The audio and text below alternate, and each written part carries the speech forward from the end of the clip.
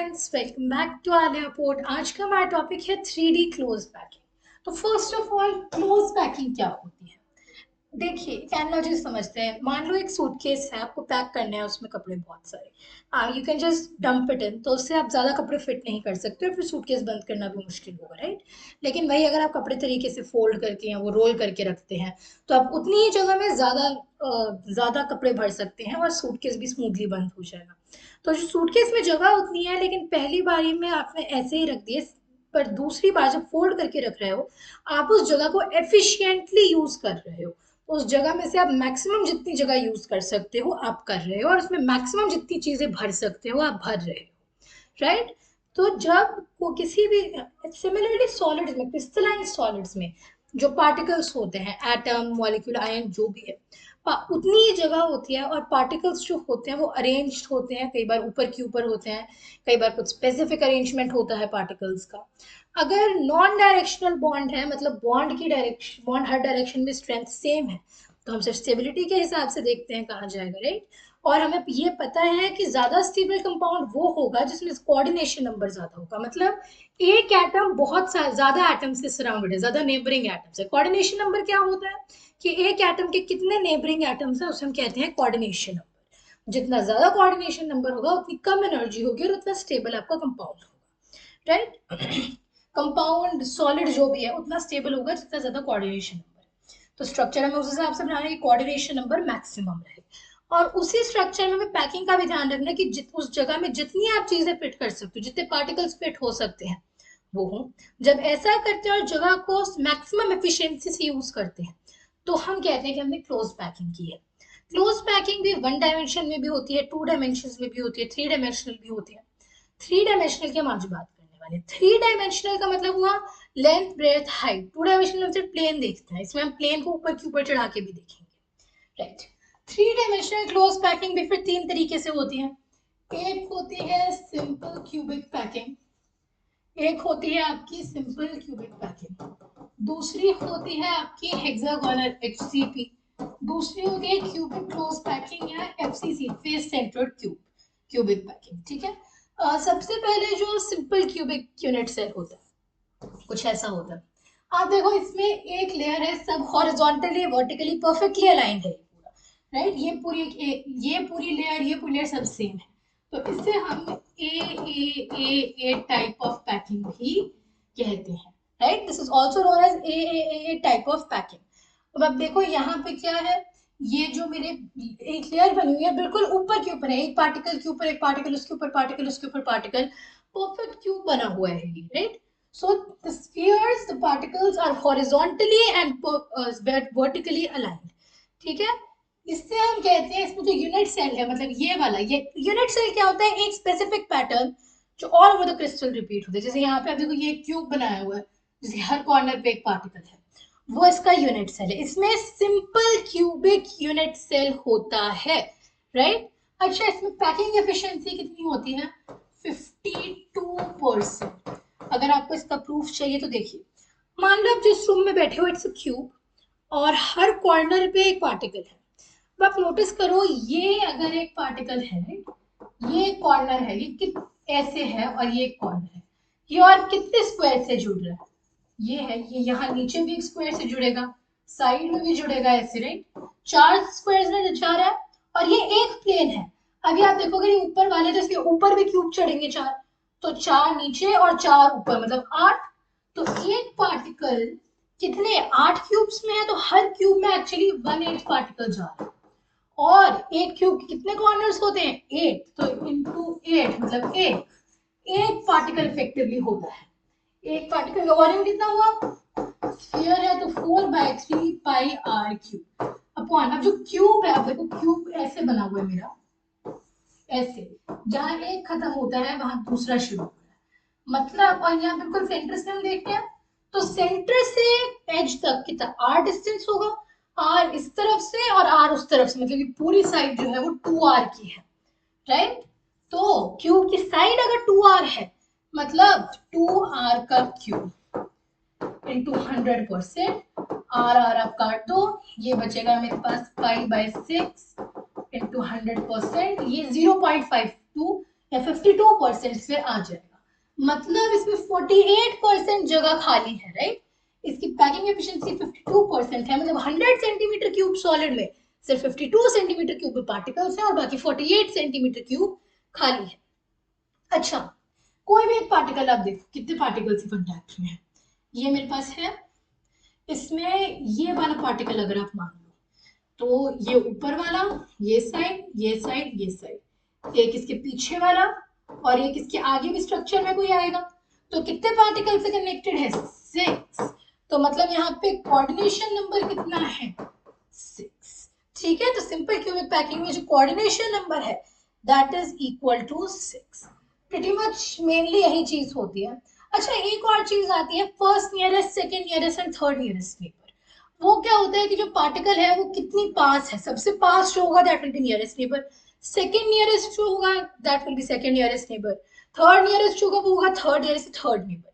हम थर्ड तक ही नॉर्मली देखते हैं। फर्स्ट नेबर जो है जिसके कांटेक्ट में है, फर्स्ट नेबर कितने होंगे? 6 के कांटेक्ट में है। और कितने डिस्टेंस पे वो 6 से है? जो भी मेरा आर है, राइट, आर टू आर, या फिर साइड लेंथ ए की टर्म्स में देखते हैं कि सिंपल वो होगा। सेकेंड नियरेस्ट नेबर कौन से हैं? 12। कितने?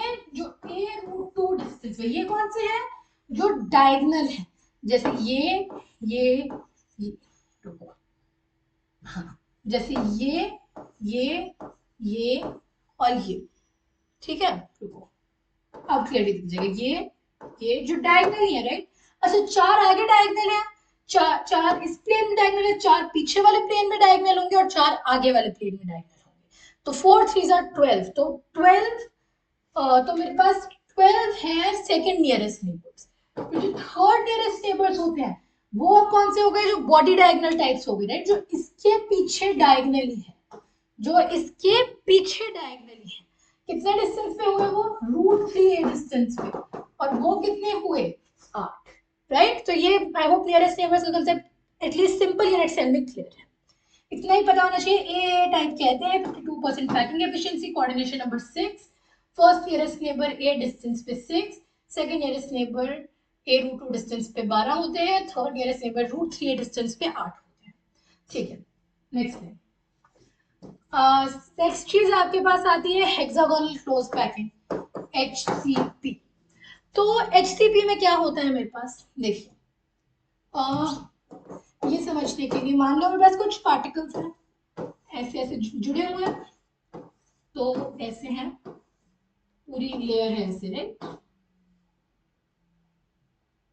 ऐसे जा रहे हैं, टेढ़े लगे हुए, जैसे वहां पे पूरे सीधे लाइन थे, यहाँ सीधा लाइन नहीं है, यहाँ टेढ़े लगे हुए हैं। तो ये मेरे पास है, एक सेकेंड, हाँ, 2 3 और 4, अभी इतना बना लेते हैं।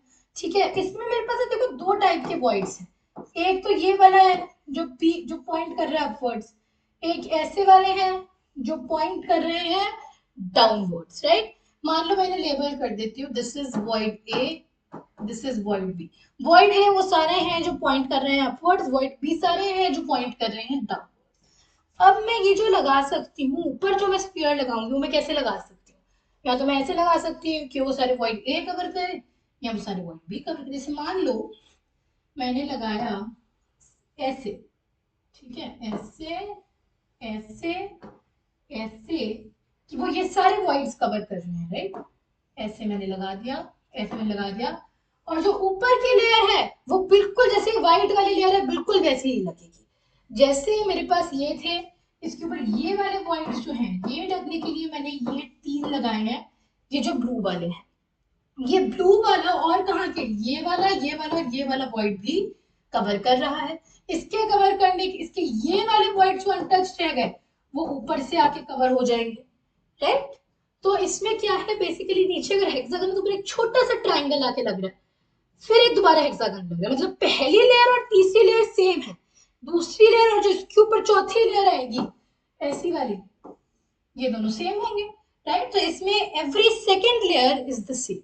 ठीक है। अच्छा, यहाँ पे हम ये भी कह सकते हैं कि क्योंकि 2 ही टाइप के लेयर वही रिपीट हो रही हैं, हम इससे A B A B type packing भी कह सकते हैं कि वही लेयर ए और बी बार बार रिपीट हो रही है। अच्छा, एक स्फीयर यहाँ कितने स्फीयर्स को टच कर रहा है? मान लो मैं ये बीच में जो रेड वाला स्फीयर है ये कंसिडर करती हूँ, ये जो बीच में ये वाला स्फीयर है मैं ये कंसिडर कर रही हूँ। 1 2 3 4 5 6 6 तो यही वाला हेक्सागन टच कर रहा है। फिर 1 2 3 ये वाले टच कर रहा है और 1 2 3 ऊपर वाले टच करेगा। जो ऊपर इसका ये कवर करने आएंगे 3 इन्हें टच करेगा। तो 6 + 3 + 3 मतलब यहाँ कोऑर्डिनेशन नंबर कितना है? Coordination number is equal to 12। एक स्फीयर या एक पार्टिकल 12 अदर स्फीयर्स के कांटेक्ट में, 6 एक लेयर में, 3 ऊपर वाली लेयर में और 3 नीचे वाली लेयर में। अच्छा, यहाँ पे स्फीयर्स मैक्सिमम पॉसिबल जगह ऑक्यूपाई करते हैं। कैसे? देखिए, इस स्ट्रक्चर को मैं कुछ ऐसा लिख सकती हूँ कि ये एक हेक्सागन है मेरे पास। ऐसे 3D से हेक्सागन ऐसे माना जा सकता है ना कि ऐसा, और इसके नीचे एक लेयर और खींच देते हैं।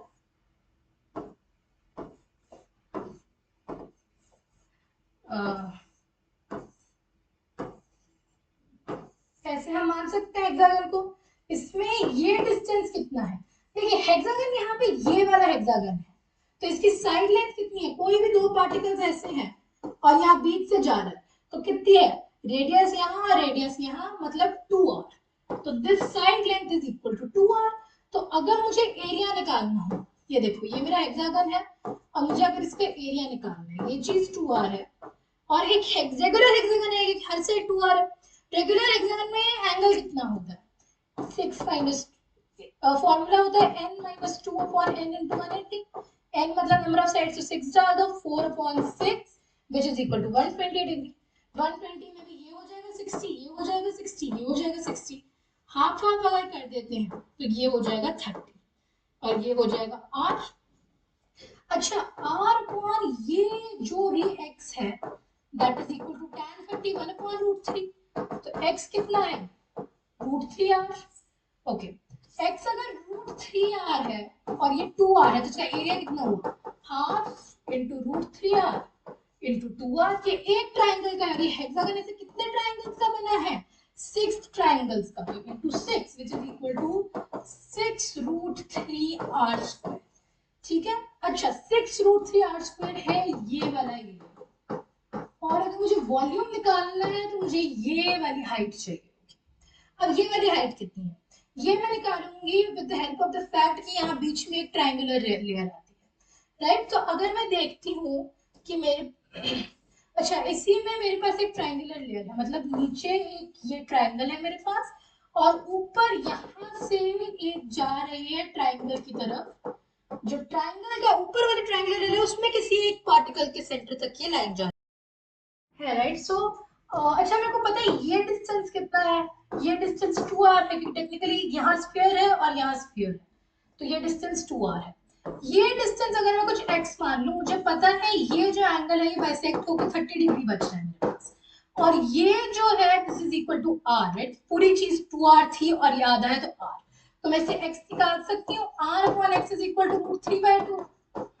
तो x is equal to 2r upon √3 और ये चीज 2r है, तो उससे मैं ये हाइट जो भी h है मैं निकाल h तो ऊपर वाली थी, तो इस ये जो भी h0 है मैं निकाल सकती हूँ पाइथागोरस थ्योरम से।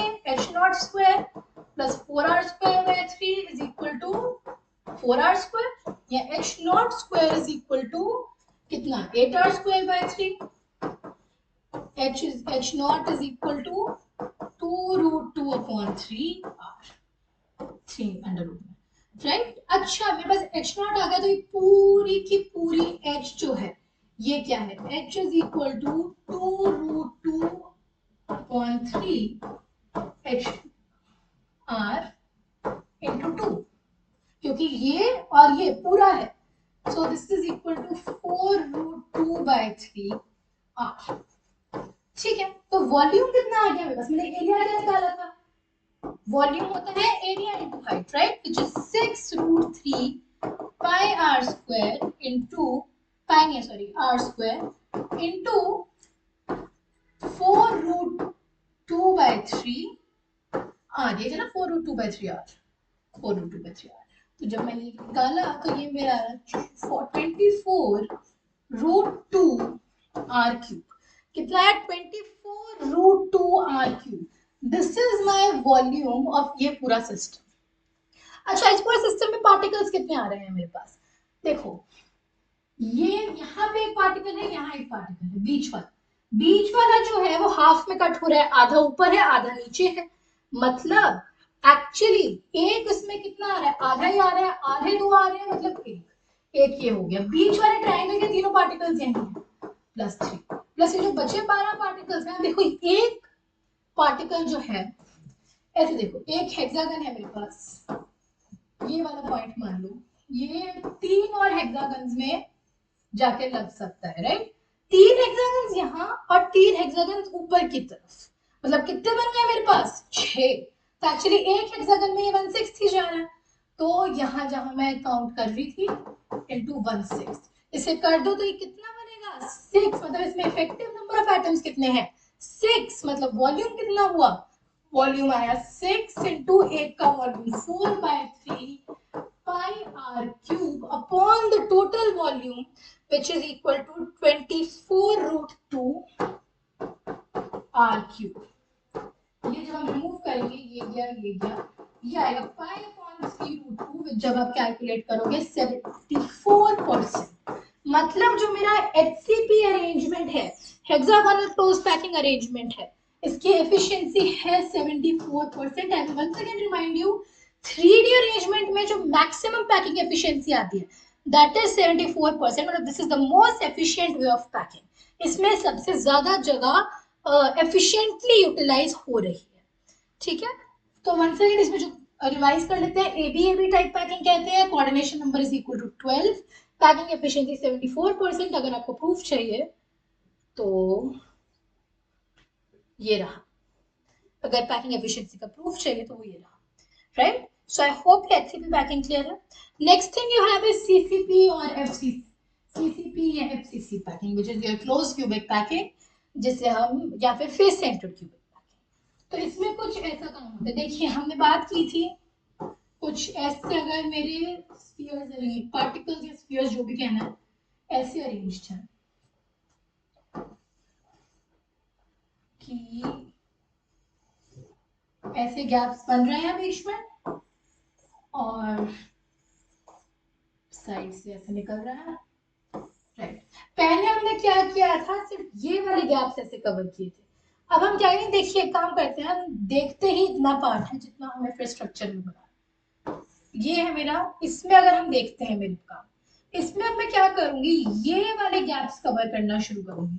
2 3 1 2 1, जो यहाँ गैप आएगा, और इसके गैप्स कवर करने से ऊपर लेयर आ जाएगी। देखो, जैसे मेरे पास ये है मेरे पास, इसमें यहाँ ये वाली लेयर है, इसमें कहा यहाँ और यहाँ गैप है, वो ऊपर वाली लेयर ढकने आ गई, लेकिन इसमें यहाँ और यहाँ गैप है, वो ढकने ये आ गया, यहाँ बिल्कुल बीच में। यहाँ पे जो गैप ये वाले हैं वो ढकने ये वाला आ गया, ये वाला ढकने ये वाला आ गया, ये दोनों और ये दोनों यही एक दूसरे के गैप्स कवर कर रहे हैं। सो हम ये कह सकते कि अगर ध्यान से देखा जाए तो जो फर्स्ट लेयर है और फोर्थ लेयर है, अगर उल्टा देख लो, फोर्थ लेयर ये, फर्स्ट लेयर ये है, ये दोनों एक दूसरे पे कोइंसाइड करेंगी। मतलब जो फर्स्ट लेयर ए, फिर बी, फिर सी, चौथी लेयर फर्स्ट लेयर सेम है, हर तीसरी लेयर सेम है, इसीलिए इसे हम A B C type packing भी कहते हैं, क्योंकि ए बी सी होने के बाद दोबारा ए टाइप का अरेंजमेंट दोबारा आ जाता है, ठीक है? अगर हमें इसे थोड़ा सा बिना 3D इफेक्ट के ध्यान से समझना हो, सो ये मैंने शुरू किया, फिर ये मेरा पहला वाला एलिमेंट है, 1 2 3 4 5 6। उसके बाद मेरा जो दूसरा एलिमेंट आएगा वो कुछ ऐसा है, 1 2 3 4 5 6। वन सेकेंड आप नोटिस करो, और जो चौथी चीज, जो ऊपर वाली चौथी लेयर आएगी वो इस फर्स्ट लेयर के ऊपर ही आएगी, राइट? जो ऊपर चौथी लेयर है, वो चौथा एटम है, वो फर्स्ट वाले के ऊपर आके ही लग जाएगा, ठीक है? ये जो स्ट्रक्चर है कुछ ऐसा है। अगर बिल्कुल टॉप व्यू स्ट्रक्चर आपको चाहिए, यहाँ पे कोई भी वॉइड नहीं बचेगा, उसका वॉइड वो ढक रहा है, उसका वॉइड वो ढक रहा है, और जो बचेगा वो ये दोनों आपस में एक दूसरे का ढक लेंगे।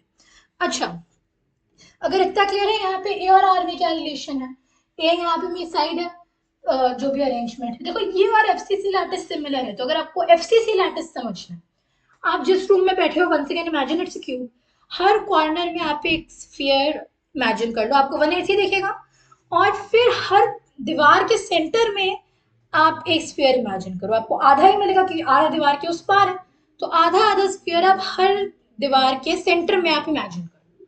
तो कितने बने, देखो 8 कॉर्नर्स, 1/8 हम ईच कॉर्नर, प्लस एक स्फीयर के क्यूब के कितने फेसेस होते हैं, 6, और एक फेस में मुझे कितना ही मिल रहा है, आधा इस तरफ है और आधा दीवार के उस तरफ उस कमरे में है, half which is equal to 4। तो इसमें मतलब 4 एटम्स आ रहे हैं, 4 एटम्स पर यूनिट से।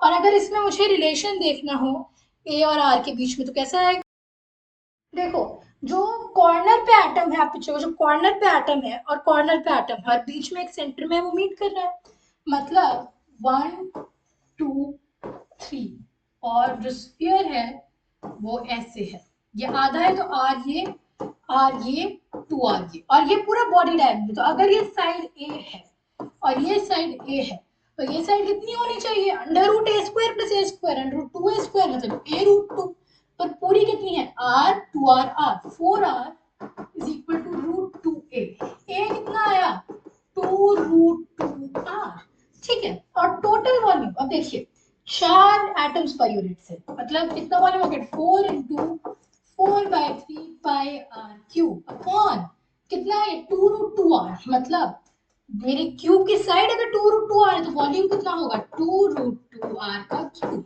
r और आ गया, इसे मैं लिखूंगी 16/3 pi upon 16√2 pi upon 3√2 which is once again equal to 74%, right. तो ये भी कितना बना, इसमें पैकिंग एफिशिएंसी इसमें भी 74% है। Once again I will remind you, सबसे ज्यादा एफिशिएंट 74% होती है, 26% खाली जगह रहती है।